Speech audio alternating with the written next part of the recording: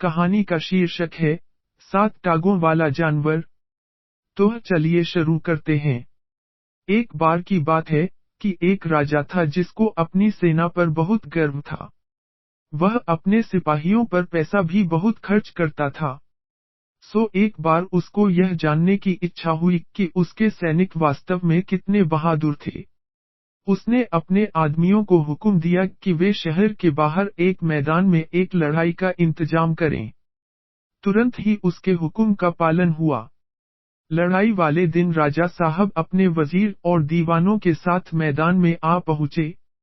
जब वे उनकी लड़ाइयाँ देख रहे थे तो एक जंगली जानवर जिसके 7 टांगें थी वहां आया और उनके पास आकर गुर्राने लगा। राजा तो उसको देखकर बहुत ही आश्चर्य में पड़ गया। उसने उसको मारना चाहा पर वह वहां से भाग गया। राजा अपने तेज घोड़े पर सवार होकर अपना बड़ा वाला चाकू लेकर उसके पीछे भागा। 2 मील भागने के बाद वह जानवर रुक गया। वहां पहुंचकर उसने अपने आप को एक जोर का झटका दिया और वह एक जिन्न में बदल गया। वह राजा की तरफ पलटा और उसको खा गया।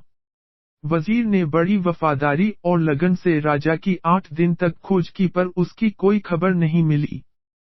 उन्होंने उसके बेटे को बुलाया और उसकी जगह उसके बेटे को वहां का राजा बना दिया।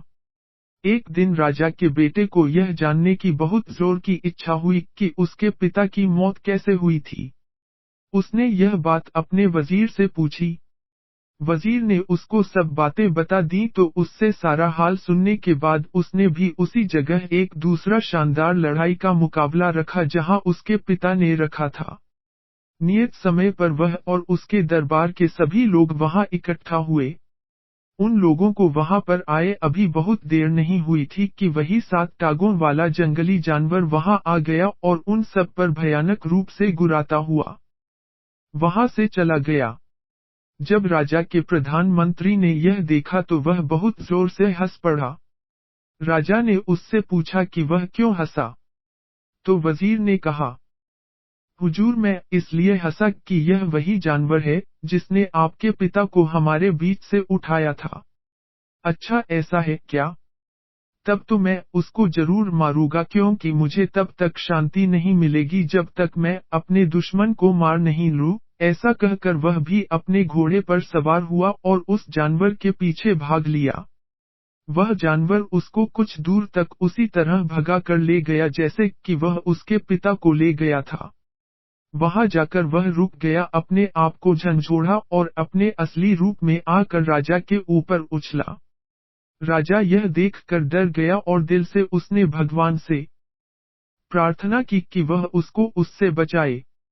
भगवान ने उसकी प्रार्थना सुन ली और अपने एक देवदूत को उसके पास भेजा जो उसको यह बताए कि उसको इस जिन्न से कैसे बचना है। देवदूत ने राजा कहा, यह जिन्न सबसे ज्यादा ताकतवर जिन्न है। अगर इसके शरीर के खून की एक भी बूंद जमीन पर गिर गई और तब तक यह जिंदा है तो उससे तुरंत ही एक और ऐसा ही जिन्न पैदा हो जाएगा। फिर वह उछल कर तुम्हारे ऊपर कूद पड़ेगा और तुम्हारे शरीर के टुकड़े टुकड़े कर देगा। मगर तुम डरो नहीं। लो तुम यह 2 फल वाला तीर लो और इससे इस जिन्न की दोनों आंखें फोड़ दो। इससे यह नीचे गिर जाएगा और मर जाएगा। इस तरह से वह देवदूत उसको वह 2 फल वाला तीर देकर वहां से गायब हो गया। तीर से लैस होकर राजा आगे बढ़ा। वह उस जिन्न से करीब 40 मिनट तक लड़ा। आखिर में उसने अपना वह दोहरे फल का तीर उसकी आंखों में मार दिया जिससे वह मर गया। जब राजा ने पक्का कर लिया कि उसका दुश्मन मर गया है तो उसने अपनी तलवार निकाली और उसका सिर काट लिया। उसको उसने अपने एक तीर की नोक पर रखा और वापस महल की तरफ चल दिया। वहां जाकर उसने उसको अपने महल के 12,000 कमरों में से एक कमरे में रख दिया। उसने उस कमरे का ताला लगाया और उस कमरे की चाबी अपनी मां को देकर उससे कहा कि वह उस कमरे का दरवाजा किसी भी हालत में न खोले। पर क्योंकि उसने अपनी मां को यह नहीं बताया कि उसने उस कमरे में इतनी सावधानी से क्या चीज बंद कर रखी थी, उसकी मां ने सोचा कि शायद उस कमरे में कोई खास खजाना बंद होगा।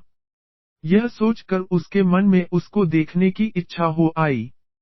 सो एक दिन वह उस कमरे की तरफ गई और उसने उसका दरवाजा खोल दिया। उसको उस कमरे में कुछ दिखाई नहीं दिया क्योंकि उसके बेटे ने उस जिन्न का सिर एक कोने में फेंक दिया था। हाँ, उसको एक हंसी की आवाज जरूर सुनाई दी। और फिर ये शब्द, तेरा बेटा एक जिन्न है, उससे बचकर रहना। वह एक जिन्न है। किसी समय वह तुझे भी मार देगा जैसे उसने मुझे यानी तेरे पति को मारा है। अगर तू जिंदा रहना चाहती है, तो तू उसको महल के बाहर निकाल दे। राजा की माँ ने पूछा, अरे यह आवाज कहाँ से आ रही है? और यह तुम क्या कह रहे हो? वही आवाज फिर बोली, तू झूठ-मूठ बीमार बनने का बहाना कर और अपने ठीक होने के लिए उससे मादा चीते का दूध मंगवा। उससे कह कि वह यह काम करने के लिए खुद वहां जाए और उसको लेकर आए। अगली सुबह भारी और दुखी दिल से राजा एक जंगल की तरफ जाता देखा गया जहां चीते और दूसरे जंगली जानवर घूमते हुए देखे जाते थे। जल्दी ही उसको एक मादा चीता दिखाई दे गई जो अपने 2 बच्चों के साथ धूप में बैठी हुई थी। उसको वहां देखकर वह एक पेड़ पर चढ़ गया और वहीं से उसके एक थन में तीर मारा। इत्तफाक से उसके उस थन में कई दिनों से बहुत दर्द हो रहा था क्योंकि उसके पास ही उसके एक फोड़ा हो रहा था। राजा का तीर उस फोड़े में जा लगा जिससे वह फोड़ा फूट गया और मादा चीते को बहुत आराम मिला। मादा चीता इस आराम के लिए उसकी बहुत कृतज्ञ हुई। उसने ऊपर की तरफ देखा और उससे नीचे उतरने की प्रार्थना की। उसने उससे पूछा कि इसके बदले में उसको क्या चाहिए। राजा ने उससे कहा कि उसको कुछ नहीं चाहिए सिवाय उसके थोड़े से दूध के जो उसे उसकी बीमार माँ के लिए चाहिए था। मादा चीते ने तुरंत ही उसकी बोतल अपने दूध से भरकर उसको दे दी जो वह अपने साथ लेकर आया था। फिर उसने उसको अपने कुछ बाल दिए और उससे कहा, जब भी कभी तुम किसी मुश्किल में हो तो इन बालों को सूरज को दिखा देना, मैं तुम्हारी सहायता के लिए तुरंत ही आ जाऊंगी। राजा ने उसका वह दूध और उसके बाल लिए और घर आ गया। जब रानी माँ ने उसको मादा चीते का दूध लाता देखा तो उसे लगा कि शायद वह वाकई कोई जिन्न था। उसने अपने दिल में उसको मारने का पक्का इरादा कर लिया। वह फिर उस कमरे में गई जिसमें वह सिर रखा था और उसे अपना पूरा हाल बताया। तो उस बोलने वाले ने उससे कहा, इस बात से यह पता चलता है कि वह वाकई में एक जिन्न है। एक जिन्न के अलावा कोई और किसी मादा चीते का दूध ला ही नहीं सकता। तू जल्दी से जल्दी उसे मारने का इंतजाम कर। रानी माँ बोली, पर मैं उससे कैसे छुटकारा पाऊं? आवाज फिर बोली, इस बार जब वह तुझसे दोबारा मिलने आए और तेरा हाल पूछे तो तू इससे कहना कि तू अभी भी बहुत कमजोर और बीमार महसूस कर रही है। मादा चीते के दूध ने तेरे ऊपर कुछ ज्यादा असर नहीं किया। पर सुना है, एक राजकुमारी है जो फला ऊंची पहाड़ी पर एक किले में अकेली रहती है। अगर वह तेरे पास आ जाए और तुझे छू ले तो उसके छूने से ही तू ठीक हो जाएगी। यह सुनकर तेरा बेटा उस भयानक किले में जाएगा तो निश्चित रूप से रास्ते में ही मारा जाएगा। अगले दिन शाम को जब राजा अपनी माँ को देखने गया और उससे पूछा, माँ अब तुम कैसी हो? क्या अब तुम पहले से कुछ अच्छी हो? रानी माँ रोती हुई सी बोली, कहा बेटा, इस मादा चीते के दूध ने तो मुझे बिल्कुल भी फायदा नहीं किया। पर कल मैंने एक सपना देखा कि एक राजकुमारी है जो फला ऊंची पहाड़ी पर एक किले में अकेली रहती है। अगर वह मेरे पास आ जाए और मुझे छू ले तो उसके छूने से ही मैं बिल्कुल ठीक हो जाऊंगी। जब तक वह यहाँ नहीं आती और मुझे नहीं छू लेती मैं ठीक नहीं हो सकती। राजा बोला, माँ थोड़ा धीरज रखो। मैं उस राजकुमारी को तुम्हारे पास जरूर लेकर आऊंगा। अगर नहीं ला सका तो राज्य छोड़ दूंगा। सो अगली सुबह राजा ने अपना सबसे तेज भागने वाला घोड़ा उठाया और उस पर बैठकर अपनी उस खतरनाक यात्रा पर चल दिया। वह मादा चीते के दिए हुए जादू को बालों को साथ ले जाना नहीं भूला था। जैसे ही सूरज निकला उसने वे बाल सूरज को दिखाए। तुरंत ही मादा चीता और उसके दोनों बच्चे वहां आ गए। मादा चीते ने पूछा, क्या बात है? राजा बोला, फला फला जगह एक राजकुमारी अकेली रहती है, और तुम्हें उसको लाना है। यह तुम नहीं कर सकते। कई लोगों ने उसको वहां से लाने की कोशिश की है, क्योंकि राजकुमारी बहुत सुंदर है, पर कोई भी अब तक उसके पास भी नहीं पहुंच सका है। राजा बोला, मैं कोशिश करूंगा, चाहे इस कोशिश में मेरी जान ही क्यों न चली जाए। यह कहते हुए राजा वहां से चल दिया। मादा चीता अपना भला करने वाले को इस तरह अपने को छोड़कर जाते हुए नहीं देख सकती थी, सो वह अपने दोनों बच्चों के साथ उसके पीछे पीछे दौड़ी और उससे अपने ऊपर चढ़ जाने को कहा। राजा उसके ऊपर बैठ गया और वे सब कुछ ही देर में उस किले के पास पहुंच गए। वहां पहुंचकर मादा चीता राजा से बोली, देखो यहाँ पर इस किले के 3 दरवाजे हैं। राजकुमारी के पास पहुंचने से पहले उन तीनों दरवाजों से होकर गुजरना जरूरी है। पहले दरवाजे के पास एक बहुत बड़ा लोहे का टुकड़ा रखा है, जिसको एक लकड़ी की कुल्हाड़ी से तोड़ना जरूरी है, नहीं तो दरवाजा नहीं खुलेगा। दूसरे दरवाजे के पास एक नकली गाय खड़ी है, जिसके चारों तरफ असली जिन्न खड़े हैं। अगर कोई भी आदमी उस गाय को दूह सकता है, तो वह उस दरवाजे में से होकर जा सकता है। और अगर नहीं दूह पाता तो वे जिन्न लोग उसको मार देते हैं। तीसरे दरवाजे के पास राजकुमारी खुद बैठती है। अगर वह तुमसे खुश है, तो वह तुम्हारा स्वागत करेगी, और अगर खुश नहीं है, तो वह तुमको मार डालेगी। यह सब सुनकर तो राजा बहुत ही डर गया। उसने मादा चीते से उसकी सहायता की प्रार्थना की। मादा चीता बोली, ठीक है, मैं तुम्हारी सहायता करूंगी। मेरे पास एक जादू है, जिसकी सहायता से मैं उस लोहे के टुकड़े में घुस जाऊंगी। और जब तुम उसको अपनी लकड़ी की कुल्हाड़ी से तोड़ोगे तो मैं उसको 2 टुकड़ों में तोड़ दूंगी। चौकीदार सोचेगा कि तुमने वह लोहे का टुकड़ा तोड़ा है, और वह तुमको पहले दरवाजे से अंदर जाने देगा। तभी मादा चीते के दोनों बच्चों में से एक बच्चा बोला, और मैं उस गाय की मूर्ति में घुस जाऊंगा और उसको दूध देने पर मजबूर कर दूंगा। और उसके पास खड़े जिन्नों को जब तुम दूध दूह रहे होगे तो उनको तुमसे दूर रखने में सहायता करूंगा।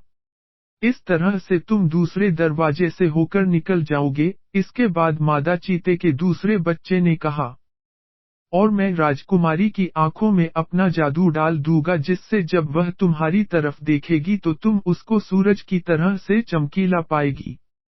सो वह तुमको देखते ही अपना तीसरा दरवाजा खोल देगी, और फिर जो तुम कहोगे वह वही करेगी। सो उन तीनों ने अपने अपने वायदे वफादारी से निभाए। इस तरह से राजा तीसरे दरवाजे के पार पहुंच गया।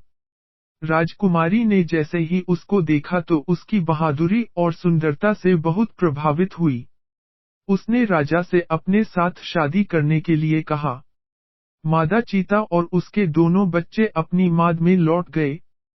कुछ दिन बाद ही राजा राजकुमारी को लेकर राजमहल पहुंचा और जाकर माँ से बोला, माँ, उस जगह को जाने वाला रास्ता बहुत खतरनाक था। मैं तो रास्ते ही में मर जाता अगर मादा चीता और उसके 2 बच्चों ने मेरी सहायता न की होती। भगवान को धन्यवाद दो कि मैं सही सलामत वापस लौट आया। कुछ देर और बात करने के बाद उसने माँ को जिन्न के सिर के बारे में बताया कि वह उसके सामने सबसे पहले कैसे एक 7 टांगों वाले जानवर के रूप में प्रकट हुआ था। फिर कैसे वह उसको एक जगह भगा कर ले गया था, जहां जाकर वह अपने असली रूप में बदल गया, एक बहुत बड़े भयानक जिन्न के रूप में। वह उस पर कूदने को ही था, उसको मारकर खाने वाला ही था, जैसे कि उसने उसके पिता के साथ किया था। कि तभी भगवान के भेजे हुए दूत ने उसको बचा लिया। उसकी माँ तो यह सुनकर ताज्जुब में पड़ गई। वह बोली, बेटे, तब तो मुझे धोखा दिया गया था। उस दिन की शाम को जब तुमने मुझसे महल की चाबियां मांगी थीं, तब मैं उसके कई कमरों को देखने गई। तब मैं एक ऐसे कमरे के दरवाजे पर आई जिसमें से मुझे हंसी की आवाज सुनाई दी। मैंने सोचा कि देखूं तो इसमें कौन हंस रहा है, सो मैंने उसका ताला खोला और अंदर गई तो मुझे एक आवाज आई, ध्यान देकर सुन। तेरा बेटा एक जिन्न है, जो तुझको खा जाना चाहता है। मैं तेरे पति का सिर हूँ। उसने मुझे मारा तो तू उसे मार दे, नहीं तो वह तुझे भी मार देगा। मेरे बेटे, मैंने उसकी बातों पर विश्वास कर लिया और उसी की सलाह पर मैंने इस आशा में तुझे मादा चीते का दूध लाने भेजा कि वह तुझे मार देगी। पर जब तू मादा चीते से बचकर आ गया तो फिर मैंने उसी सिर की सलाह पर राजकुमारी को लाने भेजा। मैं जानती थी कि वहां का रास्ता खतरों से भरा है, फिर भी पर भगवान तेरे साथ था। उसी ने तुझे अपना देवदूत तेरे पास भेजकर तुझे रास्ता दिखाया और उसी ने मादा चीते के रूप में तेरी सहायता की। उस भगवान को लाख लाख धन्यवाद, कहकर उसने अपने बेटे को गले लगा लिया और बहुत जोर से रो पड़ी। इन घटनाओं के कुछ दिन बाद ही राजा और राजकुमारी की शादी हो गई और सब लोग शांति से बहुत दिनों तक खुशहाली में रहे। इस कहानी में बस इतना ही। मिलते हैं अगले वीडियो में। आपको यह कहानी कैसी लगी हमें कमेंट करके बताएं।